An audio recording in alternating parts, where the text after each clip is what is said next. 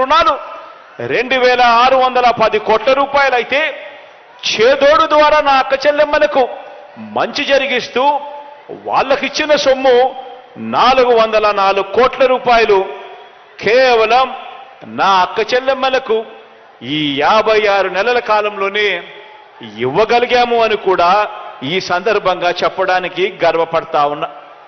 ఈరోజు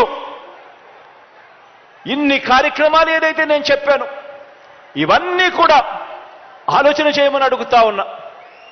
గతంలో ఈ కార్యక్రమాలు కానీ గతంలో ఈ మాదిరిగా అక్క చెల్లెమ్మల గురించి కానీ ఆలోచన చేసింది కానీ అక్క చెల్లెమ్మలను పట్టించుకునింది కానీ ఆ అక్క చెల్లెమ్మల పిల్లల గురించి కానీ వాళ్ళ కుటుంబాల గురించి కానీ పట్టించుకున్న పరిస్థితులు కానీ గతంలో ఎప్పుడైనా చూశామా అని చెప్పి ఒక్కసారి ఆలోచన చేయమని మిమ్మల్ని అందరినీ కూడా కోరుతా ఉన్నా.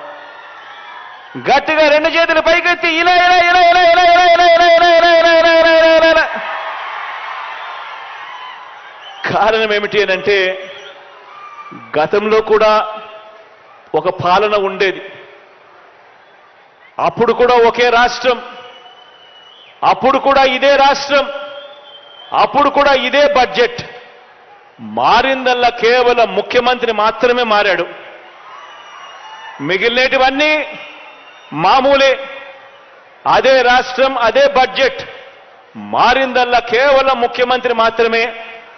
అప్పుల గ్రోత్ రేటు కూడా చూస్తే అప్పటికన్నా మీ బిడ్డ ప్రభుత్వంలో అప్పుల గ్రోత్ రేటు కూడా తక్కువే.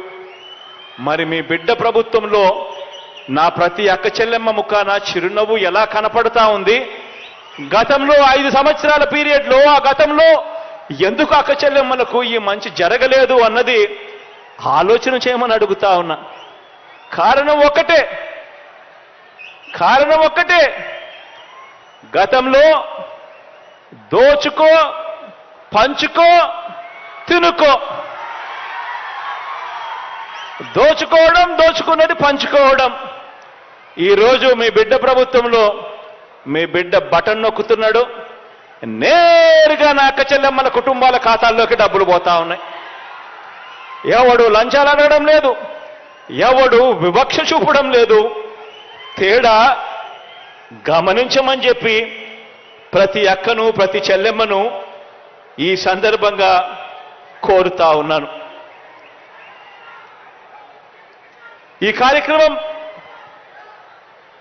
ఈ 6400 కోట్ల రూపాయలు ఇచ్చే ఈ కార్యక్రమం ఆసరా ఆసరా కింద 4వ విడత కింద మాట నెరవేర్చుకుంటూ ఇస్తా ఉన్న ఈ కార్యక్రమం ఏదైతే జరుగుతా ఉందో వచ్చే 14 రోజుల పాటు, అంటే ఈ రోజు నుంచి మొదలు పెడితే ఫిబ్రవరి 5వ తారీఖు దాకా ఒక పండుగ వాతావరణంలో ఈ 4వ విడత వైఎస్ఆర్ ఆసరా అనే ఈ కార్యక్రమం పొదుపు సంఘాల అక్క చెల్లెమ్మలకు ఈ 6400 కోట్ల రూపాయలు అందించే ఈ కార్యక్రమం రాష్ట్ర వ్యాప్తంగా కూడా జరుగుతుంది.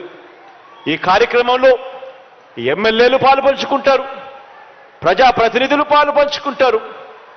అందరూ కూడా అక్క చెల్లెమ్మలతో పాటు వారి సంతోషాలలో వీళ్ళు కూడా ఏకమవుతారు.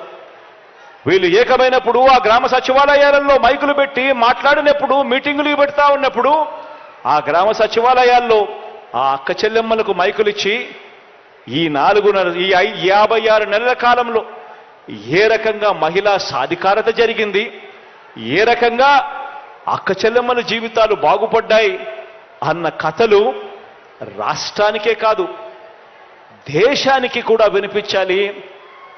మన రాష్ట్రంలో అక్క చెల్లెమ్మలు ఎంతగా బాగుపడ్డారు అని చెప్పి రాష్ట్రం గురించి ఒకసారి చెప్పాలి అనంటే ఈ రాష్ట్రంలో అక్షరాల వైఎస్ఆర్ ఆసరా, వైఎస్ఆర్ చేయూత, వైఎస్ఆర్ అమ్మఒడి 3 కార్యక్రమాలు, వైఎస్ఆర్ 0 వడ్డీ ఇవన్నీ కూడా కలవడం వల్ల రాష్ట్రంలో ఎంత మంచి జరిగింది అని చెప్పి ఆలోచన చేస్తే గతానికి ఇప్పటికీ తేడా గమనించినట్టయితే 2014 ఎన్నికలకు ముందు చంద్రబాబు నాయుడు గారు పొదుపు సంఘాల రుణాలన్నీ కూడా మాఫీ చేస్తాను అని చెప్పి, రుణాలన్నీ కూడా కట్టద్దు అని చెప్పి ఎన్నికల మేనిఫెస్టోలో ఆ పెద్ద మనిషి చెప్పాడు.